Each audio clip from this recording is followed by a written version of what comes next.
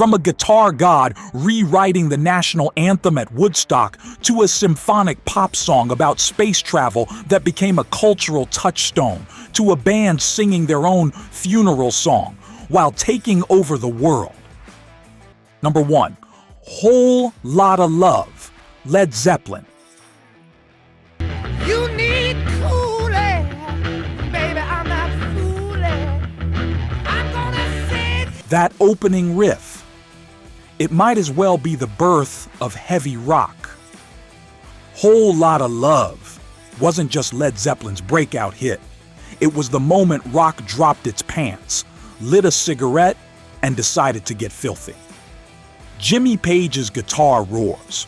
John Bonham's drums punch through your chest. Robert Plant, he moans, shrieks, and seduces every note into submission. Released as the lead single off Led Zeppelin II, it was a wild ride.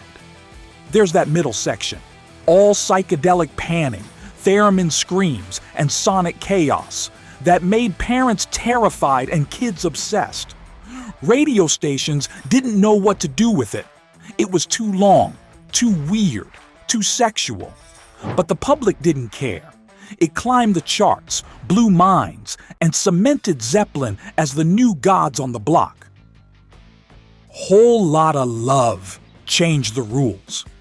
Suddenly, you didn't just write a song. You built an experience. And while Zeppelin were blowing up the speakers, the next song was quietly preparing for liftoff. From a lonely capsule, drifting farther from Earth and deeper into history. Number 2. Space Oddity, David Bowie.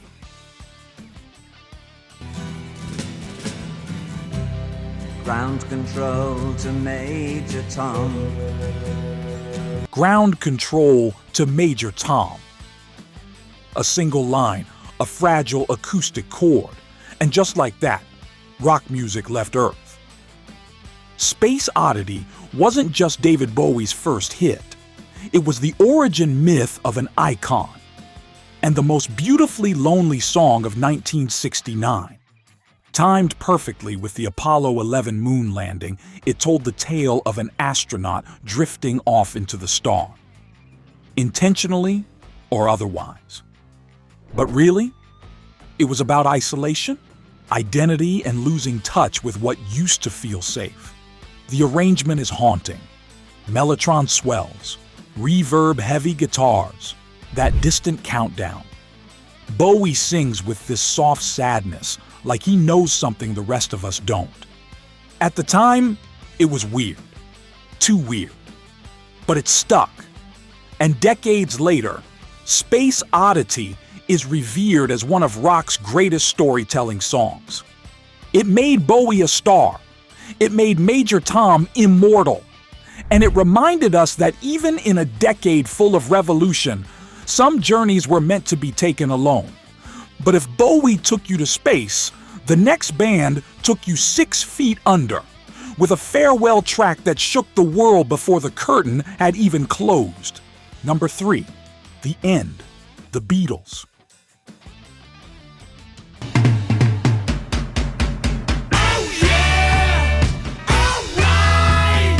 And in the end, the love you take is equal to the love you make. The End wasn't just the last song on Abbey Road, it was the Beatles' final bow as a true band. A group finally laying down their instruments and walking away. And what a send-off. Each member gets a moment to shine. Paul's pounding bass line, Ringo's only drum solo, George and John trading guitar licks like old friends and former rivals. It's theatrical, poetic, and loaded with subtext. They knew this was it. You can feel the finality in every cymbal crash, every harmony. Then it breaks down into near silence. That one last lyric, delivered like a toast at the wake of the 60s. The love you take. It's not just a line. It's a thesis. And though they'd technically released Let It Be in 1970, this was the real goodbye. The Beatles closed a chapter, and the rest of the world opened a new one. And while they walked off, the next artist on our list lit their guitar on fire and changed everything with a single scream. Number 4, the Star-Spangled Banner, live at Woodstock, Jimi Hendrix.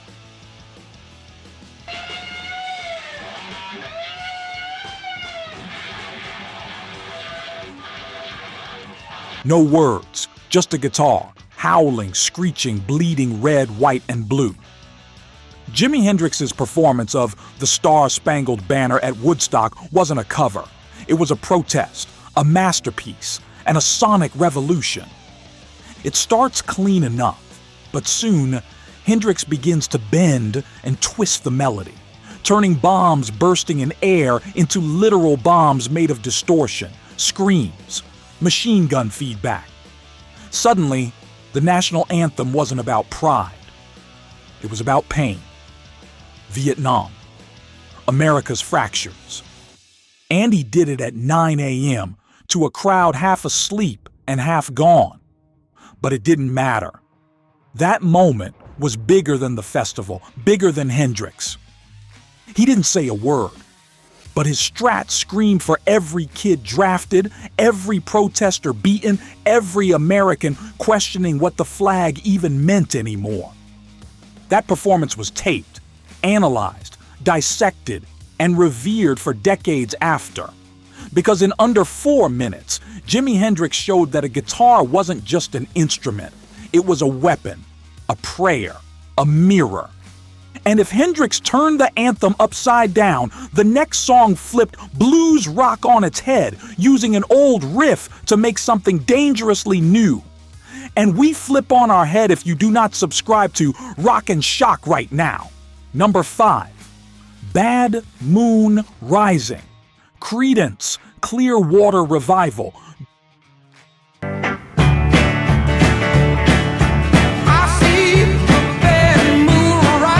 Don't let the upbeat strumming fool you. Bad Moon Rising is not a happy song.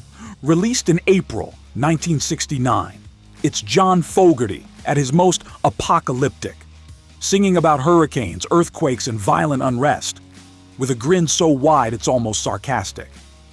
That's the genius of CCR. They made protests sound like a campfire sing-along. Don't go round tonight. Why not? Because there's a bad moon on the rise. It was perfect for the moment. The U.S. was deep in Vietnam, civil rights protests were still erupting, and everyone could feel that something was off. The song hit number 2 on the Billboard charts and stayed in rotation for decades. And you will hit number 1 on our Billboard if you subscribe to the channel right now. It's been used in films, commercials, even political campaigns, usually by people who don't realize it's about impending doom. That contrast between cheerful melody and ominous message is what makes it stick. It's catchy, it's creepy, it's absolutely unforgettable. And while CCR warned of a storm coming, the next band embraced the flood, letting it wash over them in one of the most haunting, sprawling, and poetic songs of the decade. Number 6, The Soft Parade, The Doors. Can you give me sanctuary? You cannot petition the Lord with prayer. From the very first line, The Soft Parade feels like you're tumbling down a spiral staircase. And by the time you hit bottom, you're not even sure what just happened. At nearly 9 minutes long, it's The Doors at their most theatrical, most unhinged, and most daring. Jim Morrison doesn't just sing, he rants, pleads, preaches. The song moves through phases, jazzy freakouts, horn sections, quiet poetry, explosive choruses, like a musical fever dream. Lyrically, it's cryptic, biblically weird, visceral, and somehow it all comes together into one of the band's most ambitious recordings.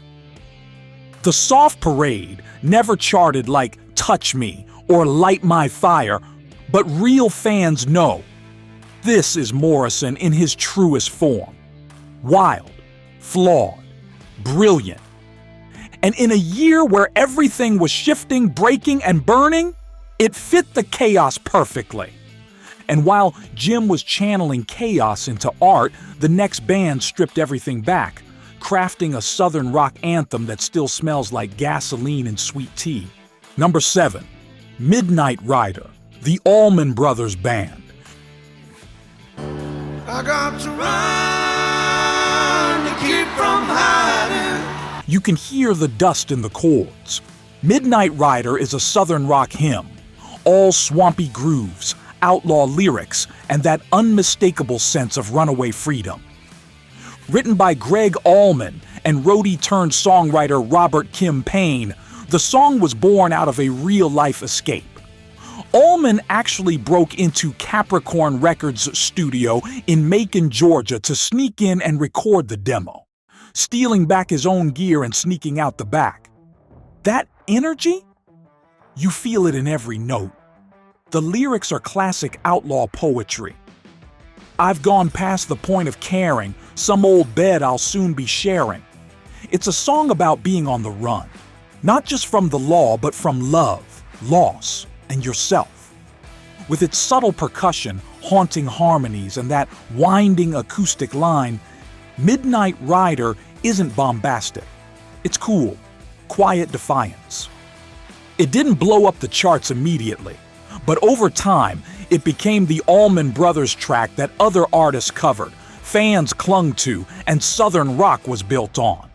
And while the Allmans were riding through the back roads, the next band was crossing the Atlantic, blending flute solos, thunder riffs, and pagan mysticism into pure rock magic. Number 8, Living in the Past, Jethro Tull.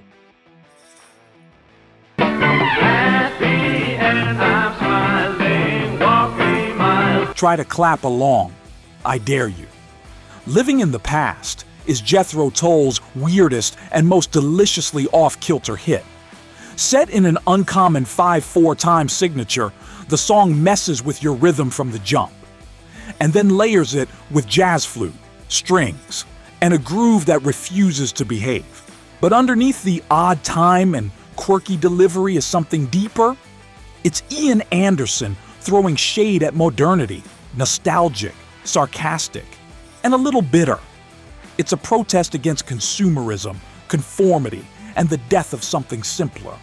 Originally released in the UK in '69, but not hitting US charts until later, Living in the Past became one of Tull's signature tracks. Why?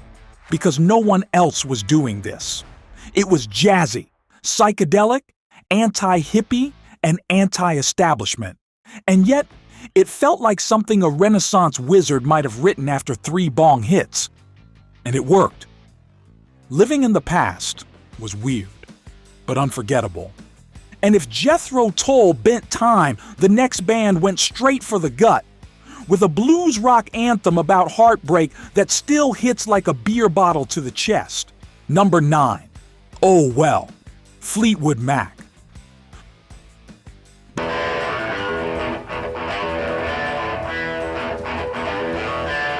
Before the California Sunshine, the Stevie Lindsay soap opera, and the platinum mega hits, Fleetwood Mac was a blues rock band with serious bite, and Oh Well is proof.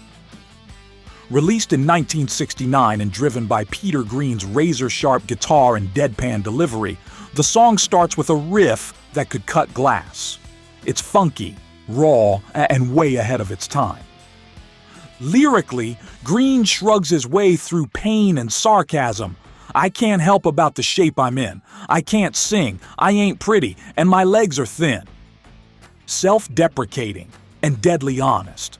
But just when you think you've got it pegged as a hard-hitting blues banger, the second half of the song kicks in. Suddenly, it's orchestral, instrumental, melancholy, a total shift. 2 songs in one, both brilliant. Oh Well was a hit in the UK, a cult favorite in the US, and has since been covered by everyone from Tom Petty to Aerosmith. It's the kind of track that leaves a bruise and makes you wonder how Fleetwood Mac ever got that weird that early. And while Green was picking at scars, the next artist was about to drag all of America through its own. One verse at a time. Number 10, Fortunate Son, Creedence, Clearwater Revival.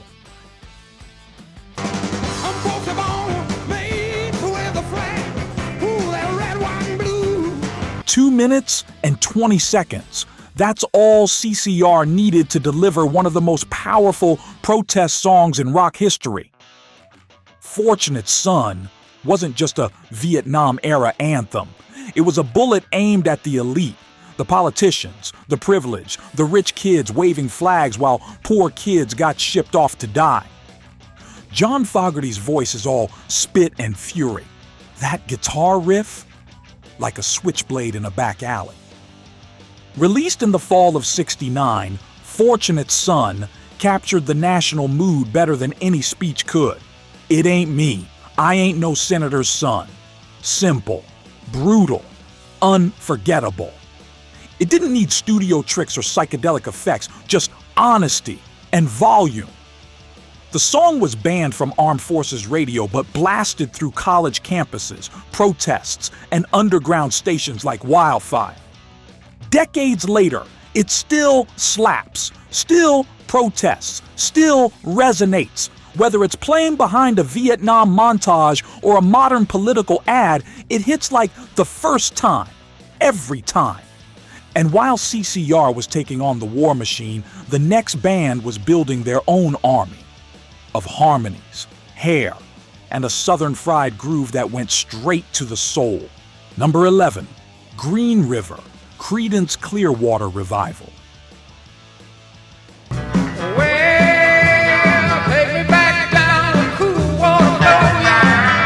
Yeah, they're back again. Because in 1969, Creedence Clearwater Revival weren't just hot, they were on fire.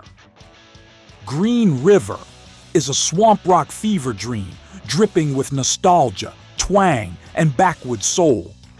John Fogerty conjures a childhood hideout turned mythic, a place with bullfrogs, barefoot walks, and freedom that only exists in memory. The guitar riff is simple, tight, and immediately iconic, and Fogerty's vocal? Half storyteller, half preacher, all feeling. It's not political, it's personal. But in a year like '69, where everything felt uncertain, Green River hit like a comfort blanket from a world that was slipping away. This was Americana at its best, not polished or perfect, but real. It made you feel the mud under your feet, smell the pine, hear the crickets. Green River went top 5, gave the band another monster hit, and cemented CCR as the sound of the South, even if they were from California. And while CCR was summoning ghosts of the past, the next artist was calling down thunder, with a voice that could crack walls and a soul that couldn't be tamed.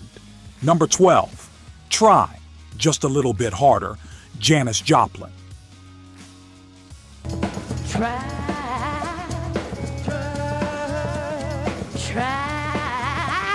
Janis didn't sing songs, she exercised them. And in Try, just a little bit harder, she unleashed everything.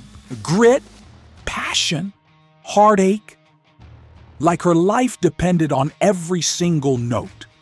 This wasn't some polished ballad. It was raw, ragged soul powered by a woman barely holding herself together. But that's why it works. Released on her I Got Dem Old Cosmic Blues Again.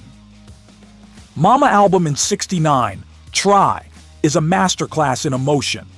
You can hear the horns blaring behind her, but it's Janis who commands the stage, begging, pleading, screaming for love, for connection, for something real. It didn't top charts, it didn't need to. It ripped the roof off every club, every festival, every radio it touched.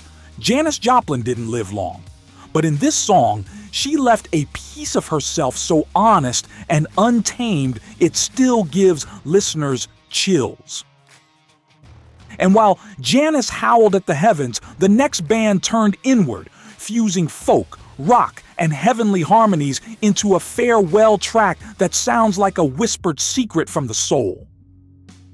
Number 13, Helplessly Hoping. Crosby, Stills, and Nash. Helplessly hoping her heart again. No drums, no distortion, just 3 voices, 1 acoustic guitar, and a song that feels like it's floating above the chaos.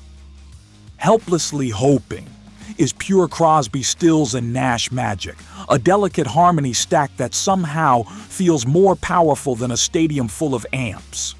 Stephen Stills wrote it, and it's a masterclass in alliteration, poetry, and emotional tension. Helplessly hoping her harlequin hovers nearby.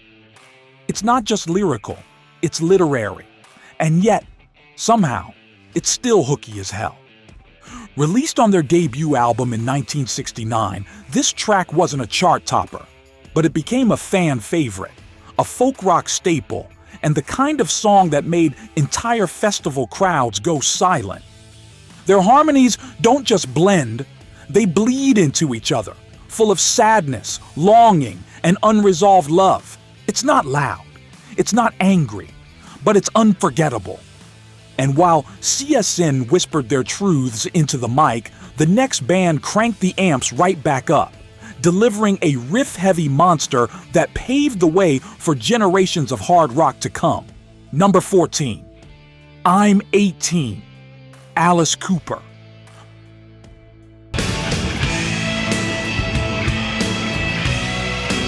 Before the guillotine, before the snakes, before the mascara-drenched theatrics, there was this. I'm 18 was Alice Cooper's first real hit, and it exploded because it sounded exactly like what it was, a confused, pissed-off teenager trying to find himself in a world that made no sense. It's not just a song, it's a primal scream. The riff is filthy, the bass line stomps. The lyrics are pure adolescent chaos. I'm 18 and I don't know what I want. Released at the end of 1969, the song became an anthem for kids who didn't fit the hippie mold or the straight-laced path. It was grungy before grunge, punk before punk. And that breakdown, where the whole band drops out except for that guitar. It's tension, rebellion, and electricity bottled into one perfect blast. Alice didn't just bring shock rock, he brought identity rock. And this was his opening statement. And while Cooper was raging against growing up, the final track on our list was growing into something entirely new, with piano, pathos, and a rising legend about to explode. Number 15, Easy to Be Hard, 3 Dog Night.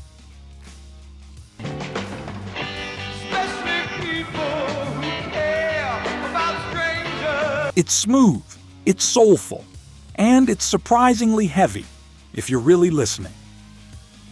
Easy to Be Hard isn't your typical 3 Dog Night track. No party vibes, no stadium chants, just a question that cuts through the noise of 1969 like a blade.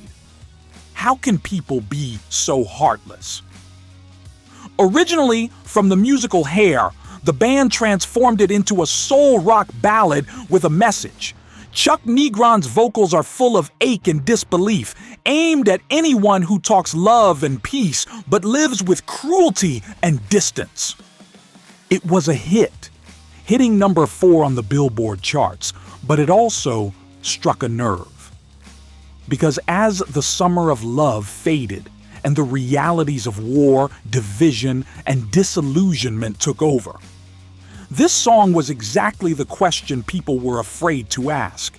It's gentle, it's devastating, and it closed out 1969 with the realization that the world wasn't okay, and pretending it was wouldn't fix anything. These were the 1969 rock songs we'll never forget. A soundtrack to a year where everything changed. From the fields of Woodstock to the fires of Vietnam, From psychedelic dreams to hard rock awakenings. These songs weren't just hits, they were history in stereo. Which track still gives you chills? Which one takes you back to tie-dye, vinyl crackle, and revolution in the air? Let us know below. And if you love this trip through '69, take the next step forward with our time capsule video from 1974. Click one on screen and keep the spirit of rock alive.